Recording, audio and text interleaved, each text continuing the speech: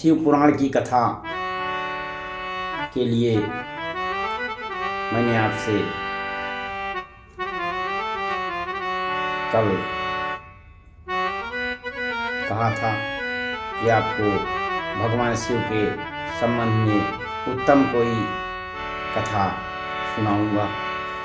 तो हे भगवान शिव के भक्तों, यदि आपको भगवान शिव से अपनी परम कल्याण की प्राप्ति चाहिए हो तो आप भगवान श्री राम का भी पूजन करें, क्योंकि मैंने जैसे कि बताया था कि भगवान राम शिव के जो भक्त होते हैं उन्हीं से प्रसन्न होते हैं और राम का जो नाम जप करते हैं भगवान भोलेनाथ उन्हीं का कल्याण करते हैं।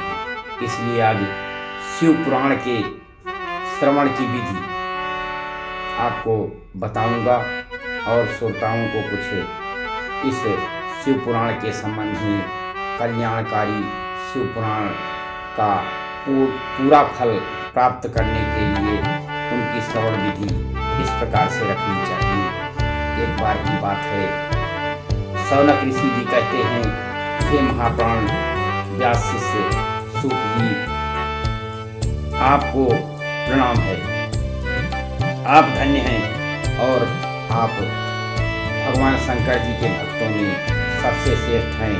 आप महान गुण वर्णन करते हैं और आपके गुण भी बहुत वंदनीय हैं। आप करुणामय शिव पुराण के श्रवण की विधि बताइए जिससे उनके सुनने वालों का पूरा फल मिले और उनको कल्याण की प्राप्ति हो। तो परम बुद्धिमान सूत जी कहते हैं कि शौनक जी, अब मैं तुम्हें संपूर्ण फलों की प्राप्ति के लिए शिव पुराण की श्रवण की विधि बता रहा हूँ। पहले किसी ज्योतिषी को जो काफ़ी बुद्धिमान हो बुला करके उसको दान से संतुष्ट करके अपने सहयोगी लोगों के साथ बैठकर बिना किसी विघ्न बाधा के कथा की समाप्ति होने तक शुद्ध मुहूर्त में अनुसंधान कराएं और प्रयत्नपूर्वक देश देश में जहाँ जहाँ पर शिव भक्त रहते हैं उनको सभी को संदेश भेजें कि हमारे यहाँ इस तिथि से तिथि तक शिव पुराण की कथा होने वाली है। और जो अपने परम कल्याण की इच्छा रखते हैं वे लोग और जो भगवान शिव की कथा सुनने के लिए लालायित हैं वो लोग इस कथा में अवश्य पधारें। कुछ लोग भगवान श्री हरि की कथा से बहुत दूर पड़ गए हैं और इतने ही स्त्री पुरुष आदि भगवान शंकर की कथा कीर्तन में वंचित रह जाते हैं। तो उन सबको भी सूचना हो जाए, ताकि ऐसा प्रबंध करना चाहिए कि अधिक से अधिक शिव के भक्त शिव पुराण की कथा और कीर्तन के श्रवण के लिए उत्सुक होकर के उसमें पहुँचे। सबको आदरपूर्वक बुलवाना चाहिए और आए हुए लोगों को सब प्रकार से आदर सत्कार करके उन्हें अच्छे से बैठाना चाहिए। शिव मंदिर में, तीर्थ में और वन प्रांत में अथवा घर में शिव पुराण की कथा सुनने के लिए उत्तम स्थान बताया गया है। और सूत जी कहते हैं कि बढ़िया जो है चारों तरफ से ऊंचा मंडप बनाना चाहिए जिसको अच्छे खंभों से और चारों ओर से सुसज्जित करा करके सब ओर फल और फूल आदि सुंदर चारों तरफ से सजा करके उनको शोभायमान करें और ध्वजा और पताका लगा करके तरह तरह के सामानों से सजाकर सुंदर शोभा संपन्न बना दें।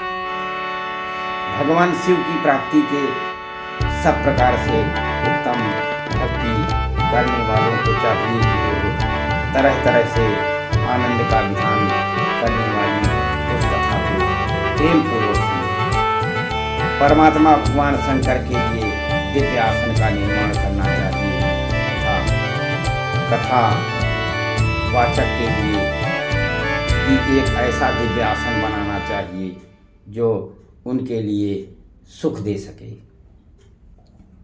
हे मुनि, नियम पूर्वक कथा सुनने वाले श्रोताओं के लिए भी यथायोग्य सुंदर स्थानों की व्यवस्था करनी चाहिए,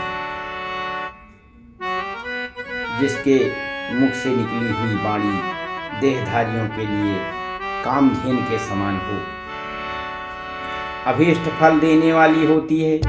उस पुराण वक्ता और विद्वान वक्ता के प्रति तुच्छ बुद्धि कभी नहीं करनी चाहिए, क्योंकि संसार में जन्म तथा गुणों के कारण बहुत से गुरु होते हैं, परंतु उन सब में पुराणों का ज्ञाता विद्वान ही परम गुरु माना गया। पुराण वेत्ता पवित्र, दक्ष, शांति, ईर्षा पर विजय पाने वाला, साधु और दयालु होना चाहिए।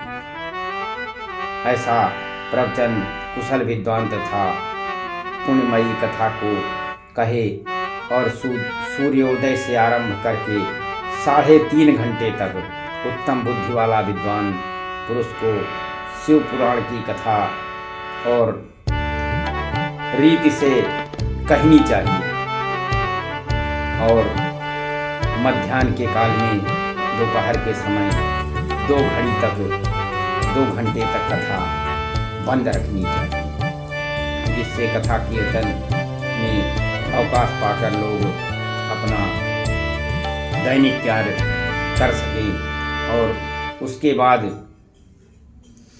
कथा आरंभ करने के दिन 1 दिन पहले व्रत ग्रहण करने के लिए वक्ता को क्षौर करा लेना चाहिए, जिससे जिस दिन कथा प्रारंभ हो रही हो उस दिन प्रयत्न पूर्वक प्रातःकाल ही सारा निष्कर्ष संक्षेप में ही कर लेना चाहिए, और नित्य कर्म को ऐसे आसानी से करना चाहिए कि वे किसी को पता न चले। वक्ता के पास उसके सहायता के लिए एक दूसरा वैसा ही विद्वान बैठना चाहिए तथा वो सब प्रकार से संशयों से निवृत्त हो और सब कुछ करने में समर्थ हो, और लोगों को समझाने के लिए भी उसके अंदर बुद्धि हो। कथा में आने वाले विघ्नों के दूर करने के लिए गणेश जी का पूजन करना चाहिए। कथा के स्वामी भगवान शिव को तथा विशेषतः शिव पुराण की पुस्तक को भक्तिभाव पूर्वक पूजा करनी चाहिए। तत्पश्चात उत्तम बुद्धि वाला श्रोता तन मन से शुद्ध एवं प्रसन्न चित्त होकर आदरपूर्वक शिव पुराण की कथा सुने। जो वक्ता और श्रोता अनेक प्रकार के कर्मों में भटक रहे हों, काम आदि 6 विकारों से युक्त हों, स्त्री में आसक्ति रखते हों और पाखंडपूर्ण बातें करते हों, वे पुण्य के भागी नहीं होते। लेकिन जो लौकिक चिंता, धन तथा गृह एवं पुत्र आदि की चिंता को छोड़कर कथा में मन लगाए रहते हैं, उन शुद्ध बुद्धि वाले पुरुषों को उत्तम फल की प्राप्ति होती है। जो श्रोता श्रद्धा और भक्ति से युक्त होते हैं, दूसरे कर्मों में मन नहीं लगाते और मौन, पवित्र एवं उत्साह के साथ वे पुण्य के भागी होते हैं, क्योंकि इस प्रकार से उत्साह के साथ कथा सुनने से उनको पूरा फल मिलता है। सीताराम राम राम, सीताराम राम राम, भजमन नारायण नारायण हरि हरि, तेरी लीला सबसे न्यारी न्यारी। हर हर महादेव।